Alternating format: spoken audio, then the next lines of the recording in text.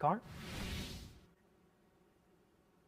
Thanks, Daniel. City leaders say they've heard the concerns and are working to address them before any final decisions are made. The proposed data center has been under discussion in Rochelle for months, with some residents questioning how it could affect the city's resources. And one of the main issues has been water usage. Mayor John Biros says the original estimate has now been cut in half, and the data center's usage would be relatively small in comparison to other industries.